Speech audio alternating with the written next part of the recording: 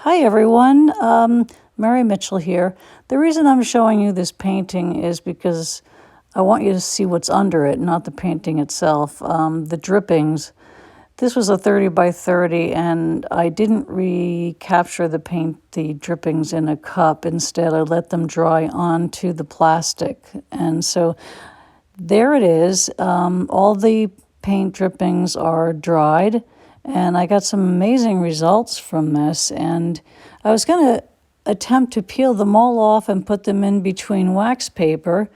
And then, as you can see, as I lifted that part up, I got a little nervous right there when I said, "Well, gee, how am I gonna do this? This is a lot of paint." So I got the idea to approach it differently. And I decided to cut up the plastic. Instead of trying to peel the paint off, I would leave the paint on the plastic. And I really think that was a pretty logical decision, actually. Made a lot of sense. So I decided, that's what I'm going to do. And I cut it all up into the pieces that I wanted. And, did some maneuvering around and making some decisions how I wanted this to go. Knowing that I'm going to be using these, not in what capacity, probably on a piece of wood board with some resin, a big piece of wood board that I have something in mind, and we'll see. But I'm pretty excited about it, and I wanted to share this with you because you can do a lot with these. You can, the possibilities are endless. So, you don't always have to throw out your drippings. It's try to avoid some waste. I know, it can be frustrating to throw out all that paint after you've spent so much time mixing it. Instead, find ways to reuse it. And this is one of the really great ways and creative ways that you can stretch your mind and try to decide how you want to reuse these. So here they are right there. I cut up the pieces that I wanted and I laid them out on my table so I could show them to you.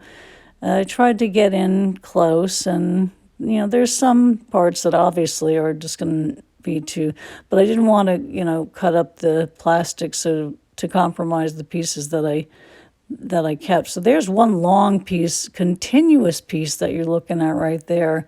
It just, it's just a huge piece of paint that there's no breaks in it.